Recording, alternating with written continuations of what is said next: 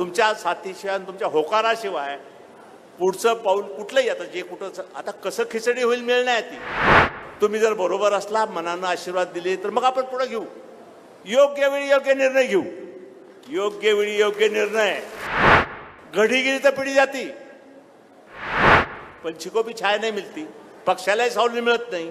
आणि फळंही लांब लागतात हातात मिळत नाहीत ही अशी परिस्थिती सत्तेच्या पदाची आणि दर्जाची असते त्यामुळं सगळ्याची भान आणि जाण ठेवून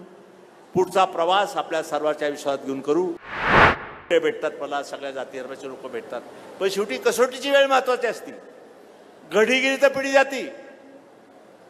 घडी गेली तर पिढी जाती त्यामुळे या सगळ्या गोष्टीचा आतापासून बारकाईने विचार करा पुढं आपल्याला जायचंय सगळ्यांना पुढं जायचंय आणि हे जाण्याकरता तुमची सर्वांची साथ जसं आता अनेक वक्त्यांनी या ठिकाणी सांगितलं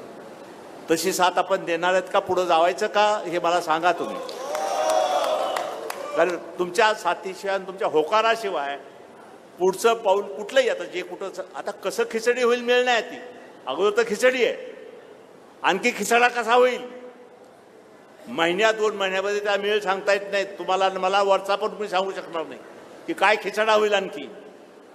आणि त्यामुळे निर्णय कसे घ्यायचे पुढच्या भविष्यामध्ये तुम्ही जर बरोबर असला मनानं आशीर्वाद दिले तर मग आपण पुढे घेऊ योग्य वेळी योग्य निर्णय घेऊ योग्य वेळी योग्य निर्णय आणि मला वाटतं ह्या सगळ्या प्रक्रियेला ह्या टप्प्याला आपली सर्वांची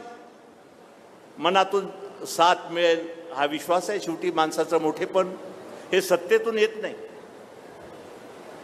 पद प्रतिष्ठा संपत्ती ही वारशाने मिळते अपघाताने मिळते दोन्ही मार्गाने मिळते परंतु ज्या स्थानावर आपण बसलो तिथनं सेवाभाव दिसायला पाहिजे मेवा भाव नको मेवा खायचं माध्यम नसतं हे सेवेचं माध्यम असतं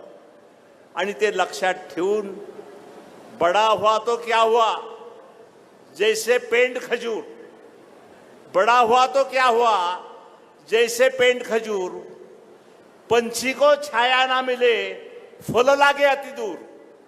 पंछी को भी छाया नहीं मिलती पक्षालाही सावली मिळत नाही आणि फळंही लांब लागतात हातात मिळत नाहीत ही अशी परिस्थिती सत्तेच्या पदाची आणि दर्जाची असते त्यामुळं सगळ्याची भान आणि जाण ठेवून